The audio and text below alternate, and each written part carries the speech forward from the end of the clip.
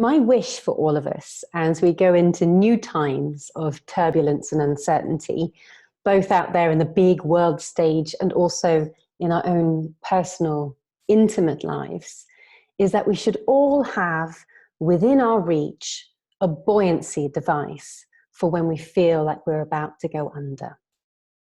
Can you imagine that? A buoyancy device for your mind, your emotions, and your spirit. And it's not just a single person buoyancy device either. It's not just so that we can stay afloat, but so that we can extend a life raft to others. You know, I don't know a single person who thinks only about herself. In fact, usually when my clients ask me for help with overwhelm, it's because they want to be better for the ones that they love.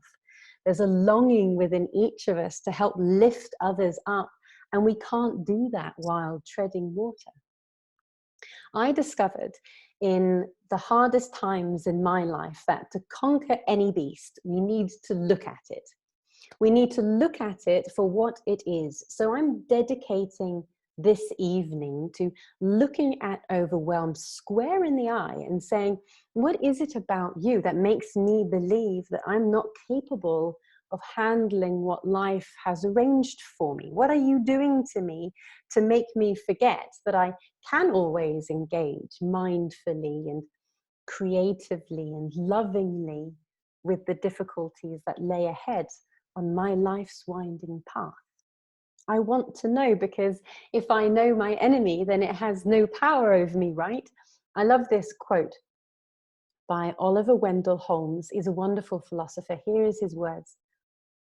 When a resolute young man steps up to that great bully, the world, and takes it boldly by the beard, he's generally surprised to see that it comes off in his hand and that it was only tied on to scare away the timid adventurers. Just a little bit of courage to examine what it is that frightens us equals a tremendous amount of power to face our adversities and strife. So that's what we're going to do. And I'm also going to give you a tool that will take off most of the pressure off of your shoulders. This tool is a protocol that I found incredibly useful when dealing with my life's challenges, whether the ones of immeasurable depth or even the silly little self-inflicted ones too, like self-sabotage. I know that one as well. Now, like you, I've been through incredible ordeals. There was a long period in my life where my family just went through hardship after hardship, and we couldn't really catch a break. We were homeless for a while even, you know, so I know a thing or two about overwhelm, just like you.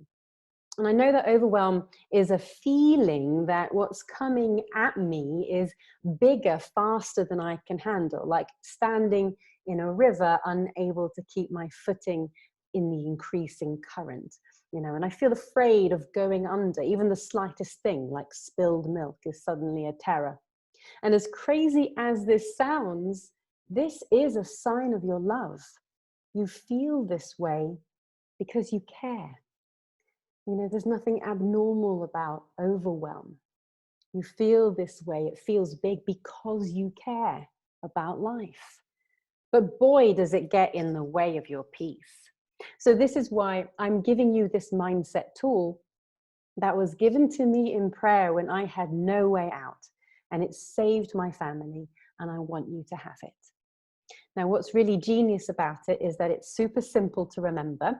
It's really easy to implement, and it's energetically aligned with what it is that you have to accomplish. And when you've practiced it a few times and you've gotten really good at it, it becomes sort of embodied. It kind of lands in your heart.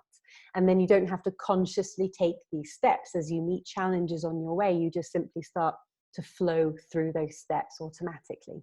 So learn this protocol and practice it really well if you're about to take on a big mission, like a body reboot or a reconciliation with an estranged family member, or change your career, or help someone transition perhaps, or launch a new personal project like a book or an online course, or leaning into a whole new way of being a human in a post-pandemic world. Because you know what? There is always going to be some challenge ahead, and that's part of the deal. But you deserve to be the superhero when that time comes. You know, the natural way of the cosmos is forever more expansion. And that means pushing against the boundaries of what is.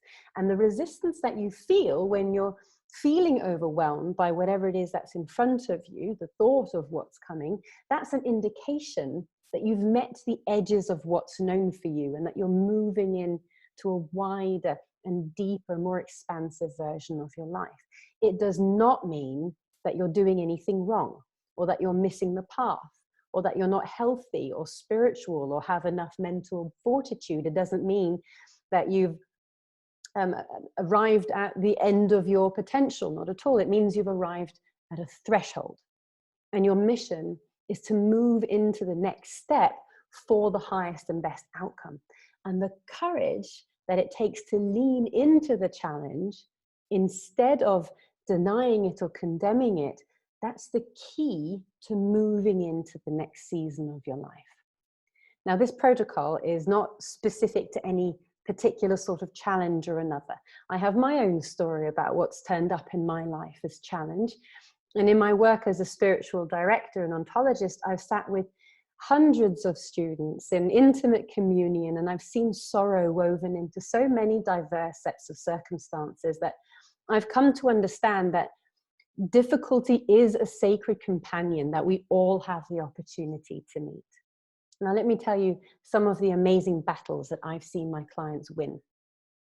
One of them was a Marine veteran who found a method to help him deal with acute PTSD, where sudden sounds would trigger his body into combat. And there was a woman who forgave her father for dying when she was 5. Can you imagine the release?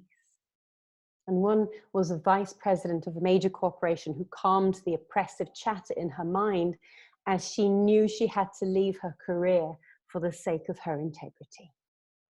And one was a man who overcame an abuse cycle that was programmed into his being before he could even walk. And then there was the 90-year-old woman in the winter season of her life, coming to terms with the choices that she had made. You see, there is no end to the list of what counts as difficulty. And there's no measure in terms of how difficulty should be experienced or how it should be overcome. And here's why that is. Now, I'm not going to be speaking about the physical effect of overwhelm, but believe me, that's a very real thing, and it's very good to have a doctor's support. And nor am I talking about genetics here. Now, we know that research has found that what's recorded in the DNA as traumatic, as worthy of overwhelm, that's entirely dependent on the blood's chemistry at the time, which is why two people can have the same experience, but one person finds it transformative and empowering, and the other person finds it traumatic and draining, you see. So difficulty doesn't depend on circumstance, and chemistry is only a demonstration of what difficulty looks like in the physical. So no, I'm going to talk about another aspect of difficulty and overwhelm, because what I know is that difficulty in life is much more sacred than simple chemistry. We don't get to judge what level of hardship another is experiencing because we only receive such a small number of energetic data points to make our mind up. And that means that we cannot judge our own hardship as not being enough to warrant this feeling, or judging ourselves for feeling like it's all too much. We need to stop that. We cannot measure whose life is more noble out of Princess Diana, who's the epitome of privilege, or an unnamed little boy running for his life in the back alley, you know, because there is no difference. They are both the spearheads for a hero soul that is meeting the flow of life the best way that it knows how. And so as we're dealing with our challenges, as we're dancing with overwhelm through our life, stories are being told and shared and woven together into community. But no matter how well we think we know someone, the depth of another's life is a mystery. So whose hardship is hardest discussions are never fruitful because there isn't an answer. I know you have a friend who always seems to have a worse story than you. Oh, you think that was hard? You should have seen. my dad. No, instead, we direct all of our attention to our own life and we engage fully with it as our eternal companion. And the wisdom that we harvest from that is the only source of true compassion. We can only be there for someone else in their trouble if we have truly been there for ourselves in our trouble. So this protocol will come in handy as you grow more into the marvel that you're becoming. So here then is the 5-step protocol that my clients and I have used time and time again to shift a challenge, be it monumental or tiny, so that it takes on the form of an opportunity. Now, these 5 but very important steps bring you along a simple but profound mindset protocol that lifts you up from the crushing waves and has you surfing on the tide. Each step is a state of mind. You embody one state before moving on to the next. And this provides a logical, orderly elevation of your awareness to maintain right mind, right action, and right vibrational states to allow the flow of a solution and to keep your capacity to master the situation. So with grace and ease, you will be able to handle what's coming and you will come out the other side with greater sovereignty. I was really inspired by a friend of mine on Facebook today who had to make a really difficult announcement. And she had to tell the world that the wonderful thing she had been planning would not come to be yet. You know, like so many of us, she had to sacrifice something really special because of the pandemic. And these were her words.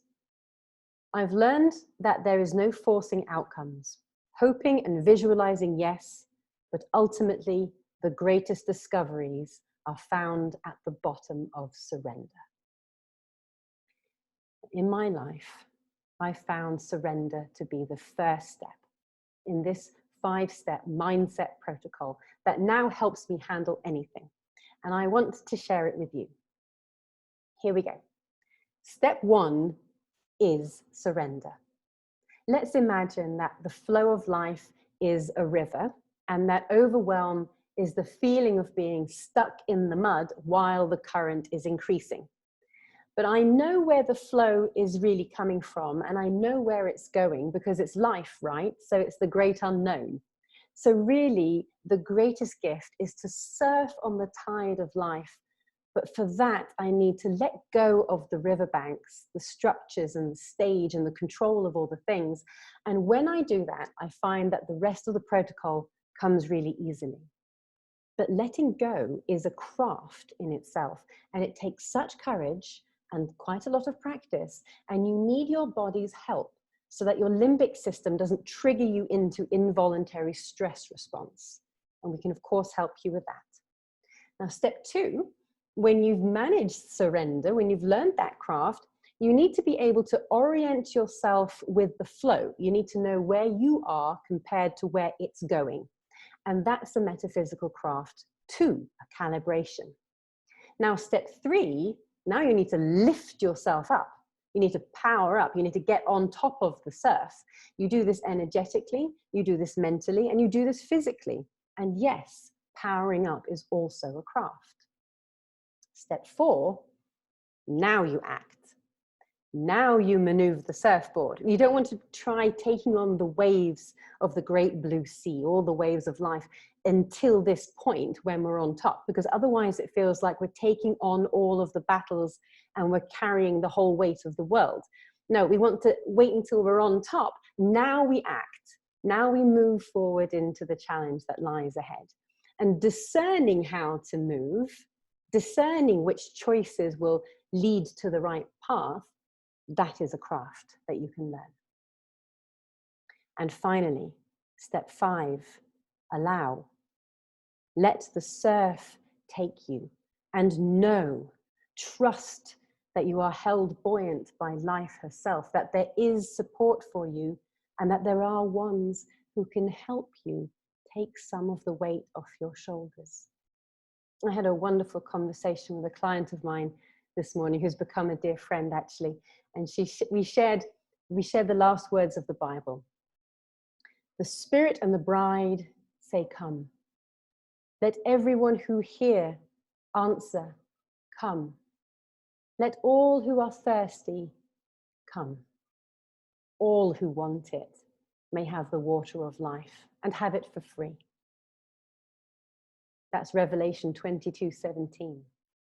My client and I agreed that allowing that buoyancy in life is the hardest part.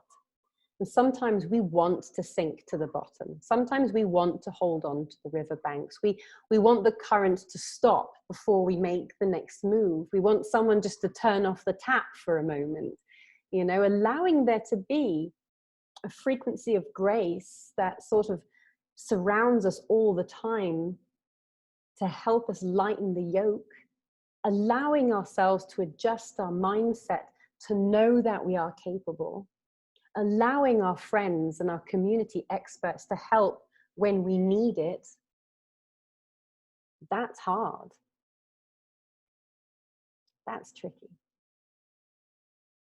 Let me end this evening by saying, if you experience overwhelm or tension at the idea of going forward into the new era that you know is waiting for you, don't worry, we've got you. I know it's hard to allow help, so I'm going to make it easy. You do have what it takes, and I can help. My name is Elizabeth. I'm an ontologist, and my job is to show you how to use your mind to diffuse the obstacles before you. In our sessions together, I will hear your story, and then we will map out the 5-step protocol for dissolving overwhelm, and we'll know how to apply each step in your life to ease the burden and keep you vibrationally aloft. Not only that, but you'll also get a beautifully and eloquently woven tapestry of sound in an audio course that consists of spiritual lesson, guided meditations, and some binaural beats as well for optimized learning, and thought techniques to take with you into your deepening dance with life's many challenges. So this is a coaching journey and a listening experience like no other. In our call, you'll just snuggle up, put your headphones on, take a deep breath, soften the muscles in your neck and shoulders, and then share as much or as little as you'd like to get off your chest, and let hypnotic voice, soothing sounds, and really gentle philosophy just lift the burden from your shoulders and guide you back to your power.